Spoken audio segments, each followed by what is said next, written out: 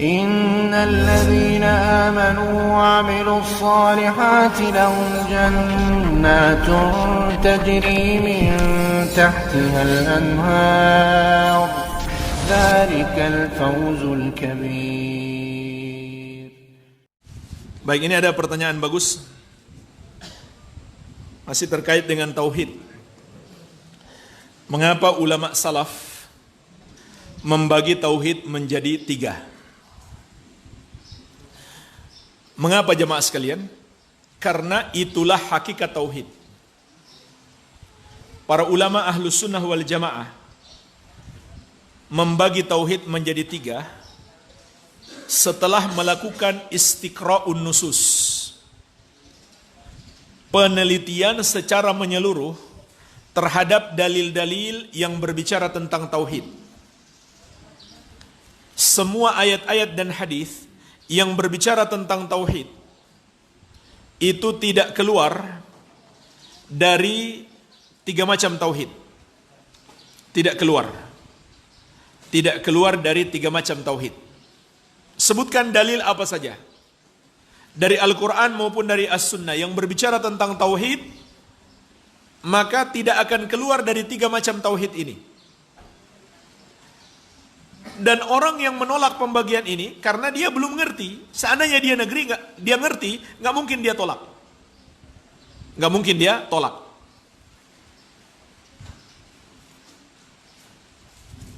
Jadi jemaah sekalian, dalil apapun, hadis apapun yang berbicara tentang tauhid tidak akan keluar dari 3 macam tauhid ini.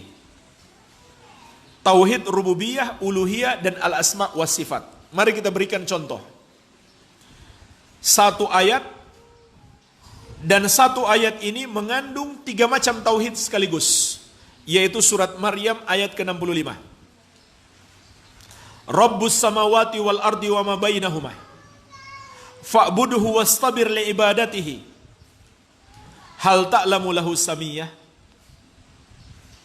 Rabb langit dan bumi dan apa yang ada di antara keduanya, dialah Allah, maka beribadahlah kepadanya dan bersabarlah dalam beribadah kepadanya. Apakah kamu tahu ada yang serupa dengan Allah? Perhatikan ayat ini.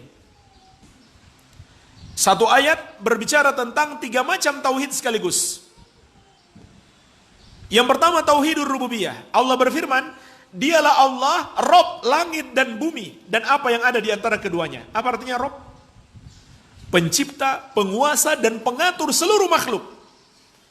Mengimani Allah sebagai pencipta, penguasa, dan pengatur seluruh makhluk, itulah tauhid rububiyah. Apa ada orang muslim yang menolak? Gak mungkin. Itulah yang dimaksud dengan tauhid rububiyah. Mengimani hanya Allah yang esa dalam mencipta, menguasai, dan mengatur seluruh makhluk. Kemudian yang kedua, fa'budhu wastabir li ibadatihi. Beribadahlah hanya kepadanya dan bersabarlah dalam beribadah kepadanya. Inilah yang dimaksud tauhid uluhiyah. Meyakini hanya Allah yang berhak disembah, memurnikan ibadah hanya kepadanya dan tidak sedikit pun diberikan kepada selainnya. Apa ada orang muslim yang mengingkari hal ini? Gak mungkin. Ini yang dimaksud dengan tauhidul uluhiyah.